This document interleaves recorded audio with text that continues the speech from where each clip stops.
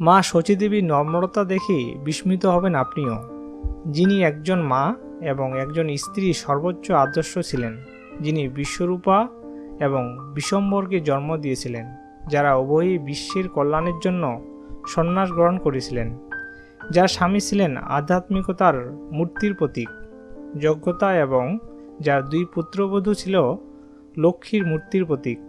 শচীদেবীর সমগ্র পরিবার বিষ্ণু ও বৈষ্ণবদের সেবায় নিবেদিত ছিল। তিনি তার পুত্রের দেওয়া আধ্যাত্মিক নির্দেশাবলী শুনতে এবং পালন করতে কখনো দ্বিধা করেননি এবং একাদশীর ব্রত পালন এবং ভগবান অদ্বৈতের চরণে তার পাপের জন্য অনুতাপ এই সত্যের প্রমাণ বহন করে। তার জীবনের শত বাধা সত্ত্বেও, যেমন তার 8 কন্যার মৃত্যু, বিশ্বরূপের সন্ন্যাস গ্রহণ, জগন্নাথ মিশ্রের মৃত্যু, তার প্রিয় পুত্রবধূ লক্ষ্মীপ্রিয়ার মৃত্যু, নিমাই সন্ন্যাস গ্রহণ করা, এক নিঃস্ব অবস্থার মধ্যে দিয়ে যাচ্ছেন অসহায়ত্ব, তার যুবতী পুত্রবধূর ভরণপোষণ ইত্যাদি সমস্যা, তবুও শচীদেবী কখনো আধ্যাত্মিক জীবনের পথ থেকে বিচ্যুত হননি। তিনি তার পুত্রকে সন্ন্যাস গ্রহণে বাধা দেননি। তিনি কখনো তার ছেলের কাছ থেকে বস্তুগত কিছু আশা করেননি। নমস্কার, আমি প্রহ্লাদ আছি আপনাদের সাথে। আপনারা দেখছেন অজানা পুরাণ। এই ভিডিওতে জানাবো শ্রী চৈতন্য মহাপ্রভুর মা শচীদেবী কে ছিলেন এবং তার আসল পরিচয় কি। শচীদেবী ছিলেন নীলাম্বর চক্রবর্তীর কন্যা এবং বেলপুকুরিয়ার বাসিন্দা। নীলাম্বরের একটি মাত্র কন্যা এবং 2 পুত্র ছিল, যোগেশ্বর এবং রত্নগর্ভা। কৃষ্ণলীলায় শচীদেবীর পিতা গোপালক ছিলেন, যিনি যশোদা দেবীর পিতা ছিলেন। শচীদেবীর মাতা ছিলেন সমুখের স্ত্রী পাতালা দেবী। শচীদেবীর বিয়ে হয়েছিল জগন্নাথ মিশ্রের সাথে। বিয়ের পর তাদের 8টি কন্যা হয়েছিল এবং প্রত্যেকে একে একে মারা যায়।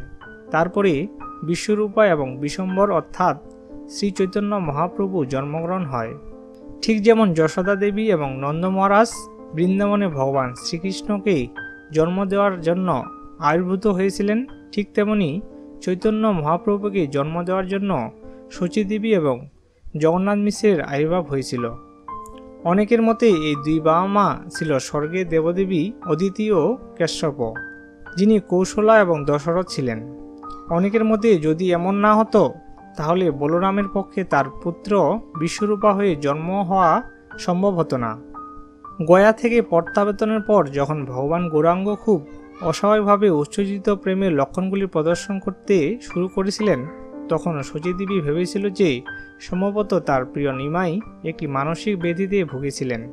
এই জন্য শ্রীচৈতন্য মহাপ্রভুকে চিকিৎসার ব্যবস্থা করেছিলেন। একবার ভগবান গৌরাঙ্গ তার মাকে সাধারণভাবে বৈষ্ণব অপরাধ করার জন্য একটি উদাহরণ হিসাবে ব্যবহার করেছিলেন। সন্ন্যাস গ্রহণের পর যখন ভগবান চৈতন্য শান্তিপুরে যান, তখন তার মা শচীদেবী সেখানে তার সঙ্গে দেখা করতে যান। তিনি কিছুকাল শান্তিপুরে থেকেছেন এবং তার ছেলের জন্য রান্না করেছেন। তার মা শচীদেবীর অনুরোধেই ভগবান চৈতন্য নীলাচলে বসতি স্থাপন করেন। নীলাচল থেকে ভগবান চৈতন্য নিয়মিত জগন্নাথ প্রসাদ, দেবতাকে নিবেদিত পোশাক এবং ভক্তদের মাধ্যমে মা শচীদেবীর প্রতি বিনম্র প্রণাম পাঠাতেন। মা শচীদেবীর নম্রতা দেখে বিস্মিত হবেন আপনিও, যিনি একজন মা এবং একজন স্ত্রী সর্বোচ্চ আদর্শ ছিলেন, যিনি বিশ্বরূপা এবং বিশ্বম্বরকে জন্ম দিয়েছিলেন, যারা উভয়ই বিশ্বের কল্যাণের জন্য সন্ন্যাস গ্রহণ করেছিলেন, যার স্বামী ছিলেন আধ্যাত্মিকতার মূর্তির প্রতীক যোগ্যতা এবং যার 2 পুত্রবধূ ছিল লক্ষ্মীর মূর্তির প্রতীক। শচীদেবীর সমগ্র পরিবার বিষ্ণু ও বৈষ্ণবের সেবায় নিবেদিত ছিল।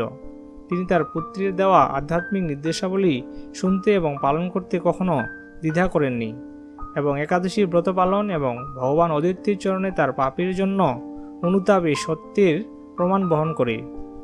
তার জীবনের শত বাধা সত্ত্বেও, যেমন তার 8 কন্যার মৃত্যু, বিশ্বরূপা সন্ন্যাস গ্রহণ করা, জগন্নাথ মিশ্রের মৃত্যু, তার প্রিয় পুত্রবধূ লক্ষ্মীপ্রিয়ার মৃত্যু, নিমাইয়ের সন্ন্যাস গ্রহণ করা, এক নিঃস্ব অবস্থার মধ্যে দিয়ে যাচ্ছেন অসহায়ত্ব, তার যুবতী পুত্রবধূর ভরণপোষণ ইত্যাদি সমস্যা, তবুও শচী কখনো আধ্যাত্মিক জীবনের পথ থেকে বিচ্যুত হননি। তিনি তার পুত্রকে সন্ন্যাস গ্রহণে বাধা দেননি। তিনি কখনোই তার ছেলের কাছ থেকে বস্তুগত কিছু আশা করেননি। নমস্কার ভিউয়ার্স, ভিডিওটি ভালো লাগলে অবশ্যই ভিডিওটিতে একটি লাইক করবেন। জীবন কাহিনী এবং ধর্মীয় ভিডিও দেখতে আমাদের চ্যানেলটি সাবস্ক্রাইব করবেন। যারা ইতিমধ্যে চ্যানেলটি সাবস্ক্রাইব করেছেন তাদেরকে অসংখ্য ধন্যবাদ।